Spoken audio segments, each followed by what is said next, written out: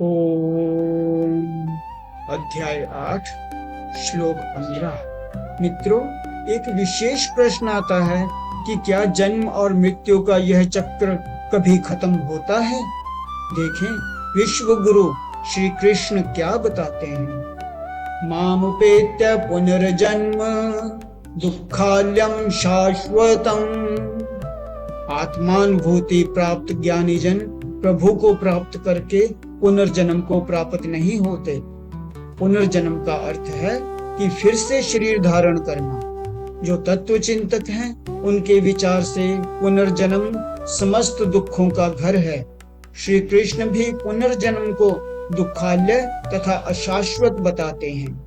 जन्म से लेकर मृत्यु पर्यंत इंसान पग पग पर दुखों एवं कष्टों का सामना करता है। ऐसे दुखों को कहाँ तक कहें, ये बेअंत हैं। केवल मनुष्य ही नहीं, पशु पक्षियों को भी बहुत कष्ट सहना पड़ता है। अशाश्वत का अर्थ है कि जन्म कोई भी हो, सदा नहीं रहता, उसमें भी सदा परिवर्तन होता है। कोई भी योनि स्थायी नहीं होती। नान्कुवन्ति महात्मनः। जो शुरू से ही भक्ति मार्ग पर चलते हैं, उन साधकों को भगवान महात्मा कहते हैं, और जो भगवत तत्व से भिन्न हो जाते हैं, उन्हें भी भगवान महात्मा कहते हैं। महात्माओं का पुनर्जन्म इसलिए नहीं होता क्योंकि वे परम सिद्धि को प्राप्त हो गए हैं। संसिद्ध परम गताः।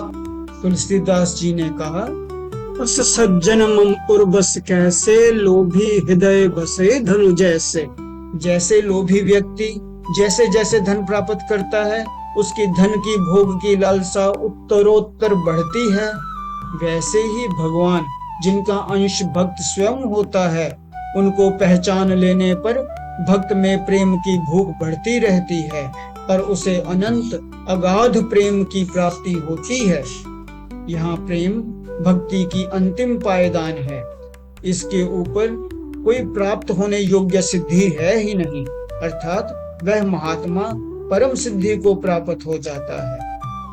वास्तविक मुक्ति वही है जहां से कभी वापस इस दुखालय संसार में लौटना ना पड़े। लेकिन और भी अनेक लोग हैं, उनके बारे में प्रभु ने क्या बताया? क्या वहां भी मुक्ति की ऐसी ही परिभाषा है? आगे के श्लोक में बताएंगे। अगर यह ज्ञान आपको भीतर तक झंकृत कर रहा है तो इसे शेयर करें, सब्सक्राइब करें तथा लाइक अवश्य करें। धन्यवाद। ओम।